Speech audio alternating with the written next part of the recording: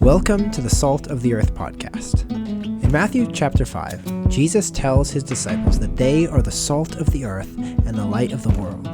But what does it mean to be salt or light? What would it look like to stand out from the world, provide flavor, and shine a light to those around us? And how can we follow Jesus' example for our lives? Join us as we learn and discuss what it means to be salty and to live more fully for Christ. Episode 23, after a regularly scheduled 2-year break. Absolutely. We are finally here, gathered around the round table again, and excited to be back. Today, we're going to be talking kind of about the state of the world and things that have gone on. 2 years is a long time. Lots happened. We're not going to talk about all of it. Yeah. We're kind of talking about what's gone on, and more importantly, what we as Christians should do about it. You know, there's a lot of things going on in the world, but when it comes down to it, the most important thing for us to ask ourselves is, well, so what? What are we going to do about it? Right? Yeah. If it's all happening and we just talk about it, nothing gets done, right? So it's important to know what we should do about it. As Christians, we're in the world, but not of it. So just because our home is not this world doesn't mean we can ignore the world. But also, we shouldn't be basing our life on how the world is at this current moment. Because if we did that, we'd be very turbulent. Yes. Because it's a very turbulent times. There's a lot that's going on here. Neither of us probably knows the full extent of it because we don't necessarily watch the news very much or follow it too closely. No. But, I mean, there's a lot of things going on, right? And we wanted to kind of just highlight a few of them and talk about them. So Jonathan, what's the state of the world right now? What's the hot topics to you? Well, I mean, currently, as we're recording in November of 2023, obviously we have multiple wars internationally. A cultural shift, but that's nothing new. Well, it's been going on that varies depending on who you ask, but 10 to 15 years to 50 years. Culture shift away from faith-based culture to secular-based culture, or you could also argue New Age culture, or religion, New Age spirituality culture, some are a shift towards that. Fewer people are going to church. The wars, as I already mentioned. Western culture as a whole has shifted from having a basis in Christian morality. So maybe we should talk about how it's shifting, because it's, like you mentioned, you can put the line in different places, but it's been shifting for a while, a long, long time. And I guess cultures always shift. It's natural for them to do it, but we kind of see a specific shift away from essentially the foundation of what Western culture has been based on, which is, kind of Judeo-Christian values. Kind of shifting away from that, shifting away from views that there's truth out there, that there is one God, and shifting towards new stuff, different stuff, kind of a mix-up of a whole bunch of different things, but they're not Christian, they're not traditional. So maybe talk about kind of at least how you see it. What are things shifting towards? Yeah, I mean, like what I've already kind of said is there's a couple different ways you can look at, or different ways you can look at it. You could say that you could say that culture is shifting towards self-indulgence, or the self is the priority. Like, this culture is shifting towards this world being about, fulfilling your own dreams, doing what makes you happy. That's one way you could say the culture is going. Mm-hmm. Another way you could say it's going, which I think is also a good argument, is you could say it's going towards people seeking answers from other forms of spirituality. And by that, I mean non-Christian spirituality, such as New Age stuff, a lot of like palm reading, a lot of this more more demonic spirituality stuff. Or even what you would just maybe hear people say, phrases like, not religious, but I'm spiritual, right? I'm spiritual, not religious. Which is kind of interesting because there's been studies and things that show that a lot fewer people are affiliated with a religion, and specifically, like, there's fewer people going to church, but there's still as many or more people partaking in spiritual activities like praying, which is interesting. So there's kind of a move away from church and from Christianity as a whole, and more people who are kind of going on their own and doing their own thing, which may be some kind of version of Christianity, or a lot of times it's just kind of a little bit of everything, kind of mix in some Eastern religion type things, some Buddhism, and kind of just do whatever makes sense to individual people. Is kind of what we see. Yeah. And I heard it put one way where it's not necessarily a shift away from religion, but it's almost more of like an antisocial shift, where people are increasingly going from doing group religious activities like going to church, and it's more, they're just doing things on their own. They're watching videos, reading books, watching podcasts, things like that. And they don't have any sort of a real community. They're just kind of doing their own thing a little bit, which is very different than how it was ever before. Yeah. That is an interesting point. So that is true. Like a lot of these new things that people are shifting towards, if you think about it, a lot of them are very individualistic, which I'm not sure if that's a coincidence or not, but I would say probably not. But right, and a lot of people will say things like, I've been burned by the church in the past, or something wrong with the institutional side of Christianity, which, there's some valid complaints there, but I also believe it's not necessarily a reason to just go off and do your own thing completely,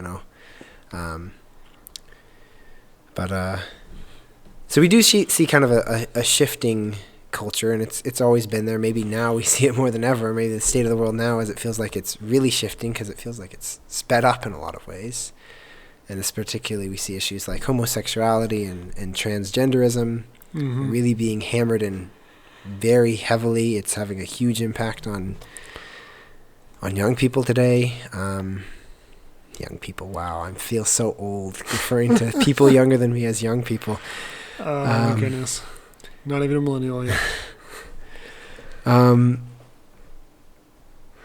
Yeah.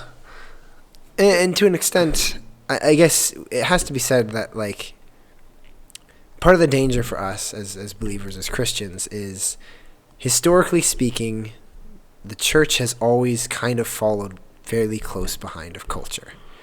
Yeah. We like to think that, we are stoic, we are standing on the rock, we are not going to be shifted. But in a lot of cases, you look throughout history and, maybe culture was better and the church was better, but as culture started getting kind of more and more, progressive and drawing further away from the Bible, the church wasn't too far behind in a lot of cases.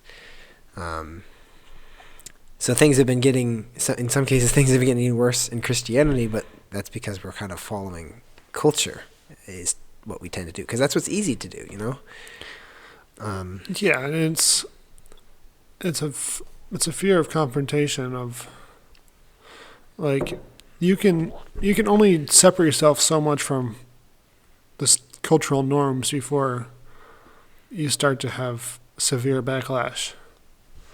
At least in the States, like, and I'm not sure how, it's probably different in other parts of the world, but, like, it's very easy and very tempting to kind of let things erode slowly, just to not separate yourself completely and alienate yourself from the culture. Or at least that's what it could feel like. Right.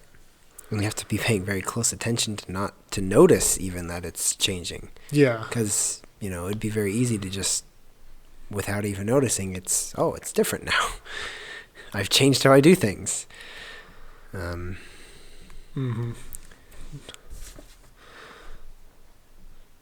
So it's pretty obvious that culture impacts believers, and it's changing how we do things as well, because the issues we face now, we wouldn't have, even 5 years ago. Even 5 years ago on some things, we wouldn't have ever thought we would have had to deal with some of this stuff. Yeah. So I guess, so it is definitely impacting us. But again, we kind of got to get back to the question of what do we do about it, right? Like, in a culture that's increasingly less Christian, less focus on God and truth, how are we supposed to live? Which isn't, it's almost more, not really a rhetorical question. It's a hard question because there's not like a, here's why, or here's how, in some ways. I feel like a lot of it is just stuff we already know. It's just like stand firm, center yourself in the Bible, stand on the rock, and it's just easy to say but hard to do. Don't let your mind be corrupted by the worldly, by culture. Mm-hmm. I feel like we all know, kind of all know what to do, but it's not easy to do. Right. I mean, you mentioned, I guess I've mentioned too already, standing on the rock is, we do have this example, and the example hasn't changed. Yeah. So even when culture is changing, we still have, we have the Rock of Ages. We have, the Father of Lights within, let's see, how does it go? Within whom there is no variation or shifting shadow. That's kind of our example is Jesus and God. They haven't changed. Some people might say they have. They haven't. They're still there. They're still who they are. And the Bible is still the same. Maybe you pick up a different translation. Maybe they change a little bit of the translations, but ultimately it's still there. Yeah. It hasn't changed. So one of the questions we kind of thought about beforehand is, as Christians, we mentioned culture's not really on our side. It's not really on the Bible side. Would it even be a benefit for it to be on our side? Would it be a benefit for culture to be, more Christian, I guess? Mm-hmm. Would that be of a benefit to us? What's your thoughts on that? So when I thought of that, or I was thinking about that question, I think it kind of ties to the question of why does God allow bad things to happen? That's kind of where that question comes from, I feel like. But episode number 1. Oh, that's right. I think. No, I think you're right, yeah. So this is a little bit of a detour, but I'm curious. Well, let me ask you a question. Okay. Say and this isn't a very broad question, so you can answer it with a specific answer. But why say something like a famine in a third world country, that kills a lot of people? Why would God allow something like that to happen? Why would God allow a famine to happen in a third world country? There's a lot of ways to answer that question. Yeah. I guess, but you don't have, it's something to think about, but in the same vein as that, there's a lot of ways to answer that question, but the main thing that comes to my mind when I think of something like that, which obviously there's tons of questions that are basically the same meaning as that question. Right. Essentially the same question is, how could a good God allow a bad thing to happen? Yeah. I was just trying to think of a specific example. But you hear lots of questions put out by people in the world trying to, argue against the benevolence of God or the existence of God. Mm-hmm. Use something like that. So, as a believer talking to another believer, the question I would ask about that question is, do people have a better relationship with God in a country where they have everything they need and all their needs are provided, or in a place where they're struggling to go from day to day? That's my thought process to a question like that. Is it like, so given that someone has been exposed to the Bible and into Yeah. the gospel, really, What would a person exposed to that be better off if they lived and grown up in a more destitute country with poverty and hardship, or living the life of ease? Yeah, by better off, we mean more likely to have a strong relationship with Christ. Yeah, so like long-term, eternity better off. Yeah. Given whether they are temporarily better off or not. That's a good question. And I would want to say, unless you have more, I'd want to say they're probably not better off if they are physically better off.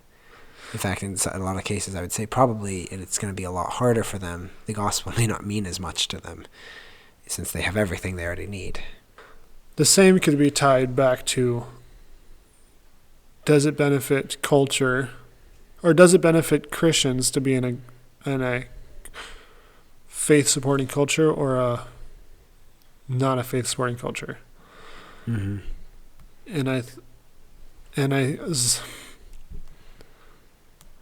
So I think it's, well, yeah, as Christians, it may not be comfortable for us to be in a place that does not, or tries to silence us, or doesn't want us to express our beliefs. Mm-hmm. Doesn't necessarily mean we're worse off than we would be if we were in a place that accepted our faith. Right. Because what is our ultimate goal? Their ultimate goal is not physical comfort, even though in America it's very hard to actually live that way, because that's what we see all around us. But yeah, I think it's a good point. We kind of have created a situation. The Bible says we should live by faith, not by sight, mm-hmm. Or Paul says that in the Bible. We've kind of created this situation where we don't have to live by faith anymore because we are so prosperous, we're so wealthy, even if we are, below the poverty line. In the U.S. We are well fed. We have maybe multiple TVs, we have smartphones, we have everything we could ever need and more so. And so we've created this situation where, it's very easy to rely on ourselves now because it's very, very easy to have our basic needs met. Whereas in a more impoverished country, or more even, maybe we don't have to include other countries, even impoverished parts of the United States where there's more of that, even there,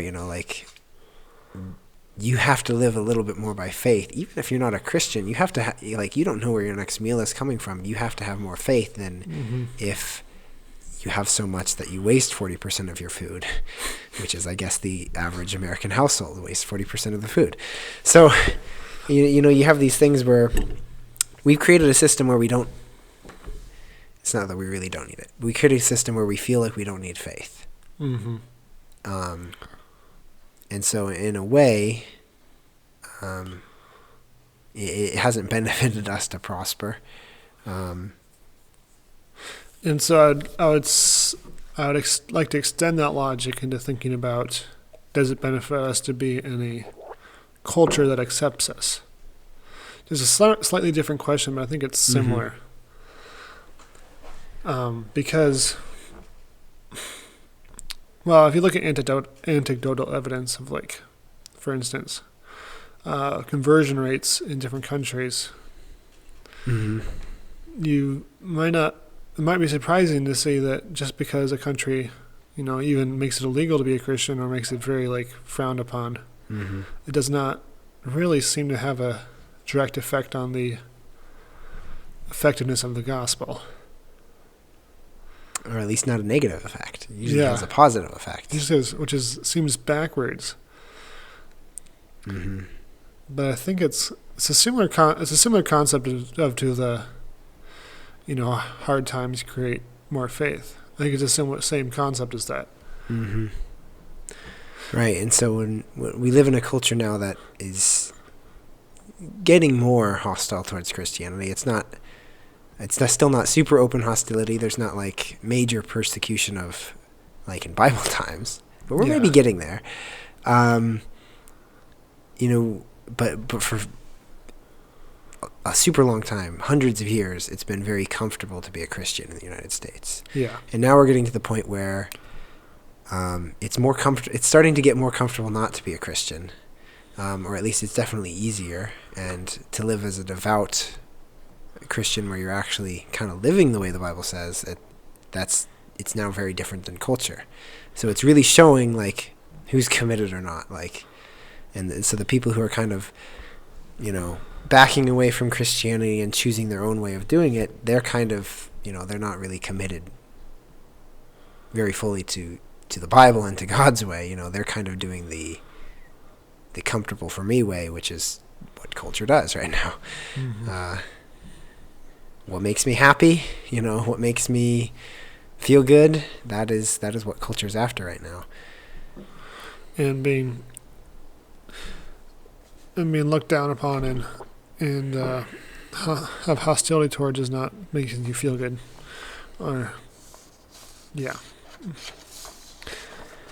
So one of the things we want to kind of do going forward is with each podcast, we've always had some sort of a topic that we went over, but we also kind of want to have a theme passage or a theme verse that we're thinking about. And for today, talking about the state of the world and specifically, like, what are we going to do about it? Not necessarily to change the world, but what's our response to it? The passage that came to my mind was in 1 Peter 3, and specifically thinking of verse 11, but the whole context is really important too. So 1 Peter 3:11 says, since all these things are to be destroyed in this way, what sort of people ought you to be in holy conduct and godliness? Now, it doesn't make very much sense just by itself, but the context there is Peter's talking about the fact that, when the end comes, whenever the date that God has set comes, and the world and the entire universe is destroyed in a flame of fire and everything just gets totally wiped out, like, that's going to happen, right? We know that's going to happen. We believe that eventually everything that's physical is going to go away, but there's still an eternity after that. So his question here, I've always really loved, is since it's going to happen, since the whole world is going to burn up, everything we've ever worked for is going to come to nothing, what sort of people should we be? Given the fact of eternity, what are we going to do about it? How are we going to live? And he kind of gives his own answer in the verses afterwards, which is kind of a great, I guess, litmus test, is like, what sort of people you should be. But really, that question itself just gets you thinking, what sort of people should we be? Given that the world is going to end, given that everything's going to come to nothing, given that we are going to die, maybe before the end day, what are we going to do about it? What sort of people should we be right now and for the rest of our life? Yeah. So, the verse, I think, is designed to make you realize the fact that our physical bodies here on earth and our physical comforts here on earth are not really that important, or they're not important. I think to me, that's kind of what the verse is trying to, reading that verse kind of makes you think about that. And that's kind of, I feel kind of the point, is because this is all going to end, we're going to die, the earth is going to, be destroyed. Our comfort here and our flourishing here is really irrelevant is really irrelevant. So it just makes you think that, you should be dedicating everything you've got towards furthering the cause of Christ. Mm-hmm. So furthering the cause of Christ, and specifically, this helps you develop an eternal mindset. Because it's very easy to get caught up in right now, what's happening, what is the state of the world right now? That's what we're talking about right now. Mm-hmm. All these bad things are happening, but ultimately, what is our perspective? Is our perspective on, the next year, or are we thinking, what is eternity like? And even Peter brings that up. So the verses after that, I made a mistake. I said 1 Peter, and I have 1 Peter written down. It's 2 Peter 3. Oh. But so right after this verse, so what sort of people ought you to be in holy conduct and godliness, looking for and hastening the coming of the day of God, because of which the heavens will be destroyed by burning, and the elements will melt with intense heat. But according to his promise, we are looking for new heavens and a new earth in which righteousness dwells. So there's kind of that perspective right there. We are looking for a new heaven and new earth in which righteousness dwells. It's where the state of the world, the state of this new world is good. And we're looking forward to that. And because of that, we live differently. Yeah. Shouldn't be worried if something, is destroyed here on this earth, because it's all going to get destroyed anyways in the end. Mm-hmm. Yeah, that's true.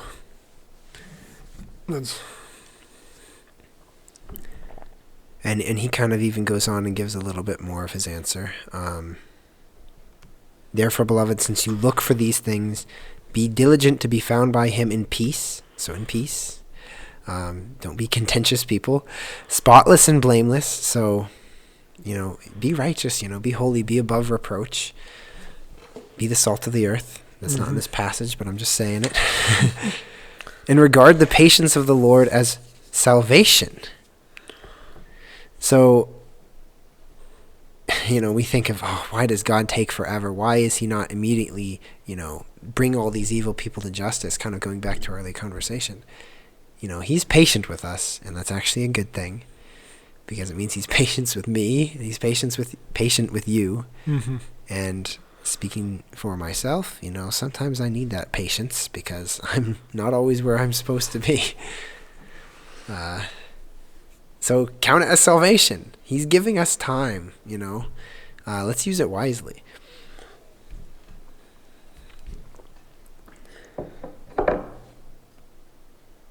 And then further on down in the passage, I'll just keep reading this, and then we can kind of move on. But you therefore, knowing this beforehand, be on your guard, so that you are not carried away by the error of unprincipled men and fall from your own steadfastness. So don't be carried away by the error of unprincipled men. That sounds kind of like, don't be carried away by your culture. Don't be carried away by what's going on around you.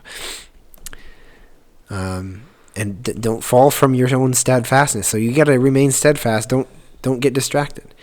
But grow in the grace and knowledge of the Lord and Savior Jesus Christ. To him be the glory both now and to the day of eternity. Amen. So there's Peter's answer right there, kind of. Grow in grace and knowledge of the Lord Savior Jesus Christ. Which is, again, it's kind of a perspective thing. It's, where are we looking? What are we moving towards? We're moving towards Jesus. And naturally, that's going to end with us parting a little bit from the world. Yeah. With this, it's really all about perspective and keeping the end in mind.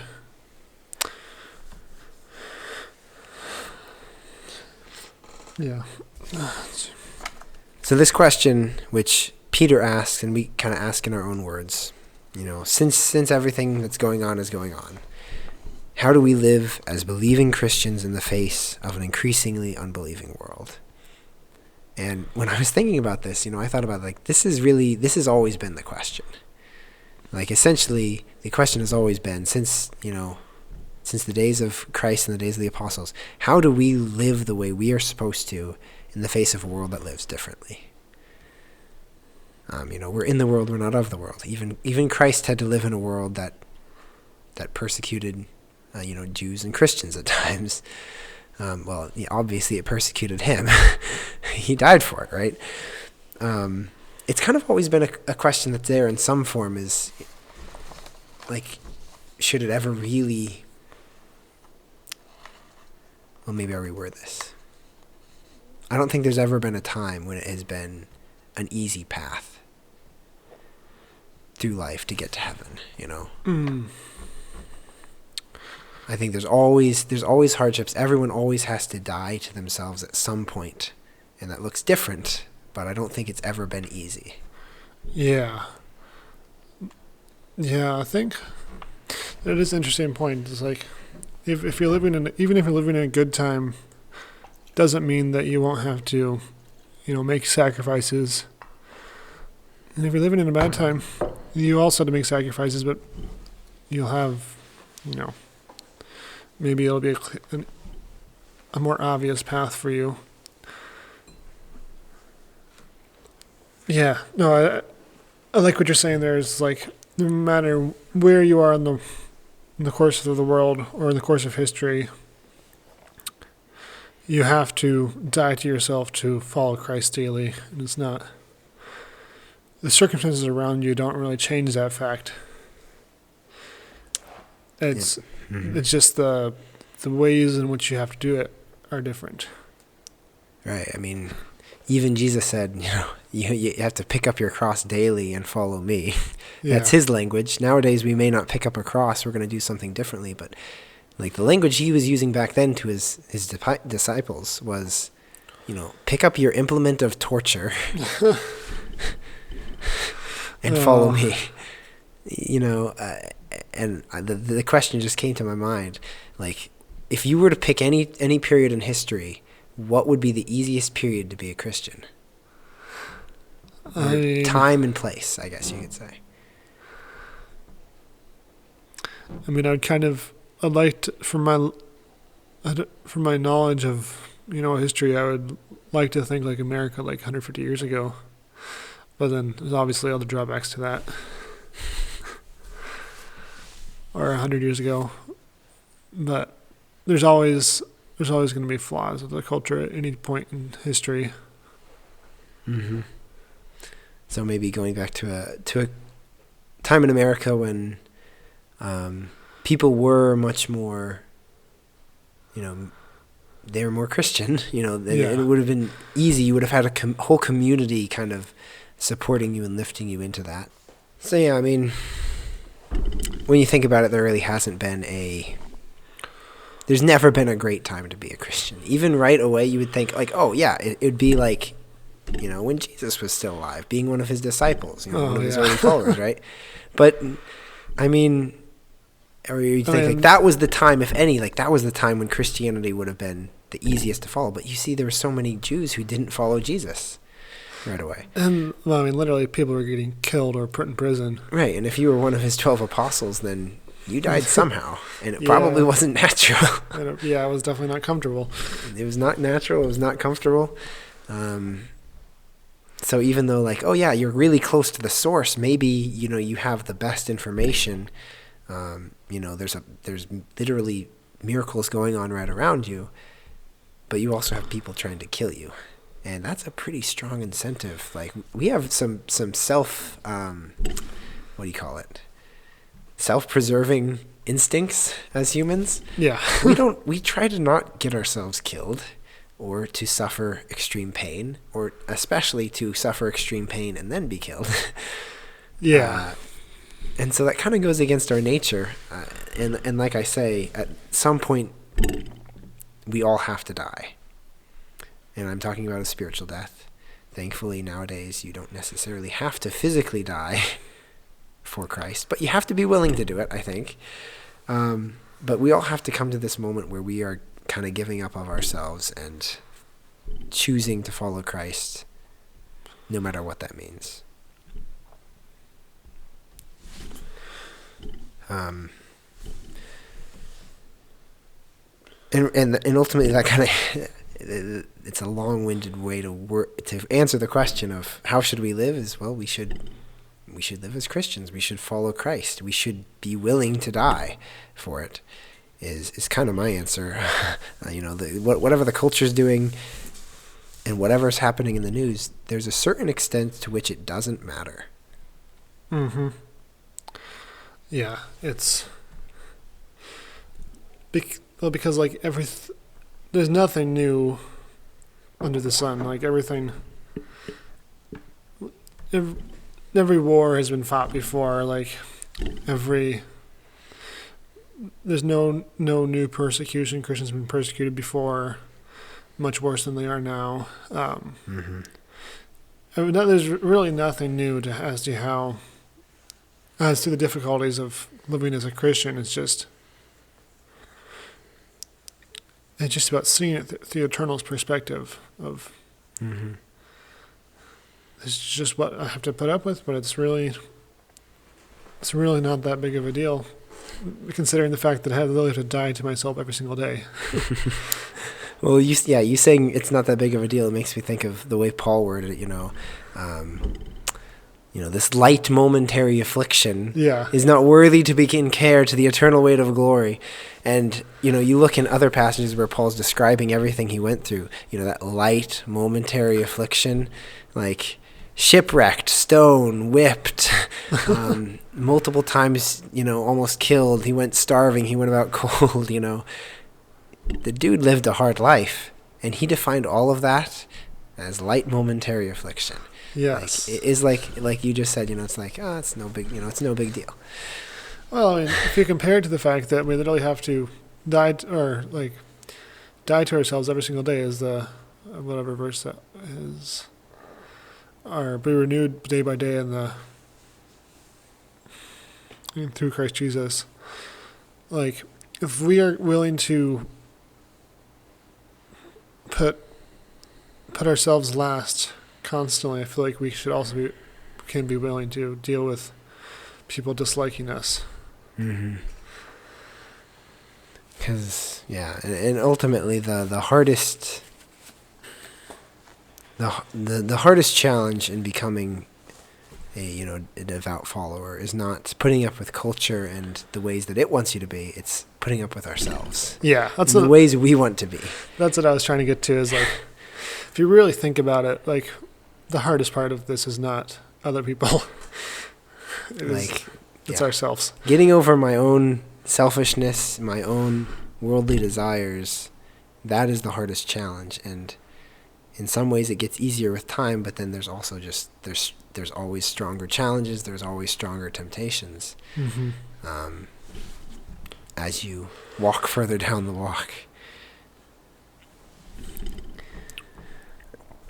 So essentially, what our response to culture, our response to the world, whatever way the world is, whether we're dealing with wars or we're dealing with very progressive and I would say almost anti-Christian ideologies and even laws, it doesn't really change. In some ways, we're supposed to do what believers have always done, which is die to ourselves and be willing to do whatever it takes.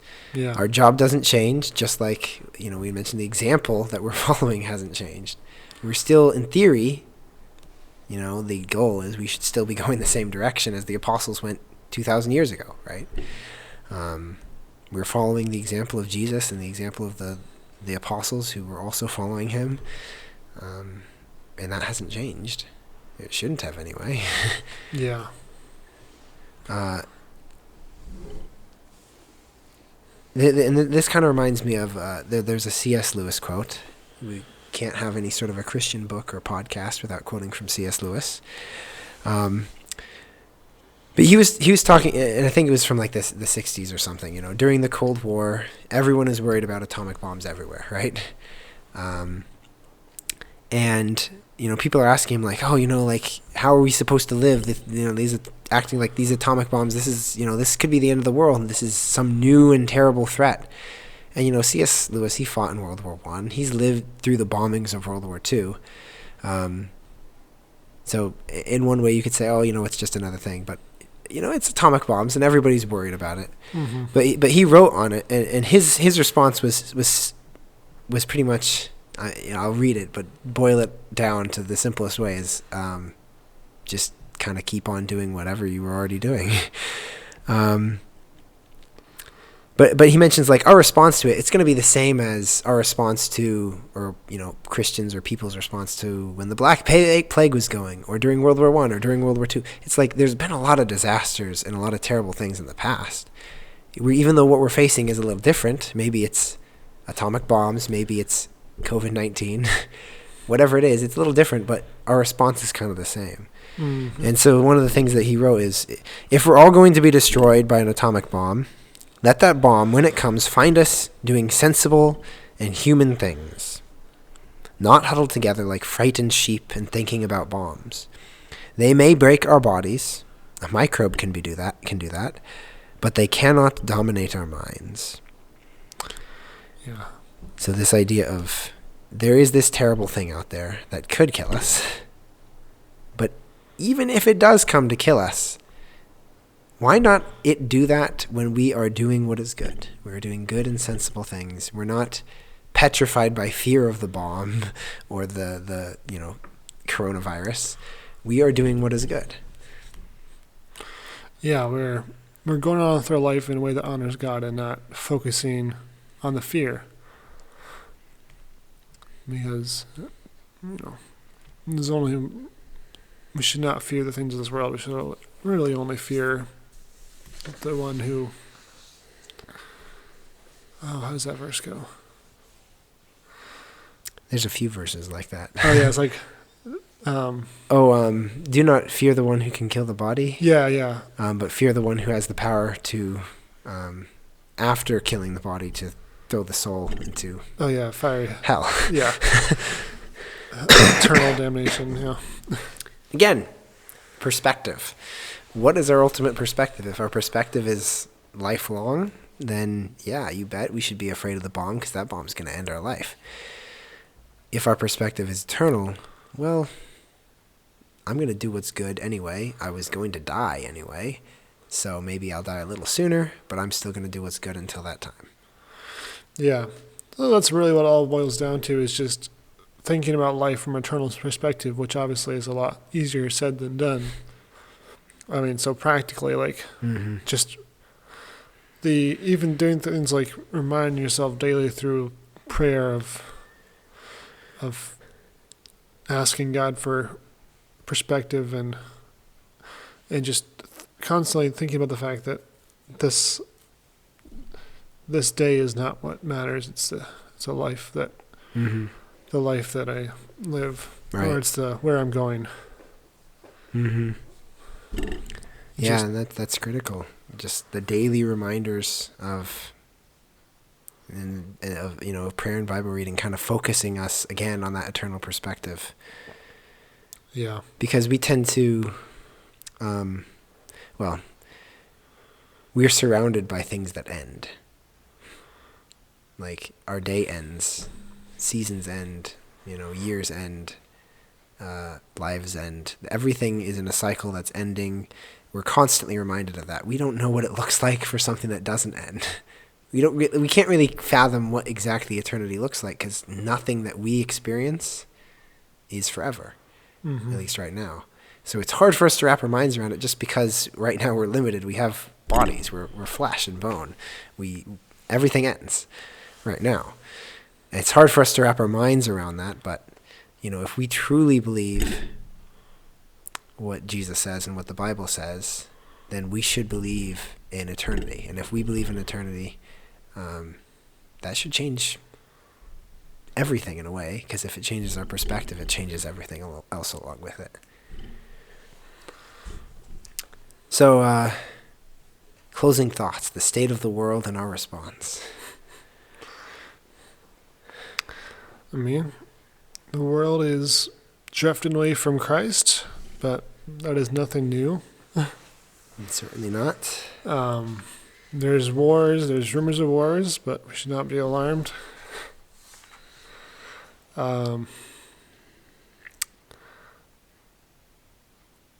This world is going to be destroyed one day, and at that point we will be a better place. That's the goal. We want to be there for sure. Yeah. Our response hasn't changed. I'm just going to say that again. But keep asking yourself the question. This is something good for us all to keep asking ourselves, is what are we going to do about it? Because it's easy to get in a conversation about some terrible thing that's happening, whether it be, transgender issues, homosexuality, abortion, things like that, and get into a conversation about other people who agree with you, like talking with other Christians. Abortion is terrible, and agreeing with them. What are we going to do about it?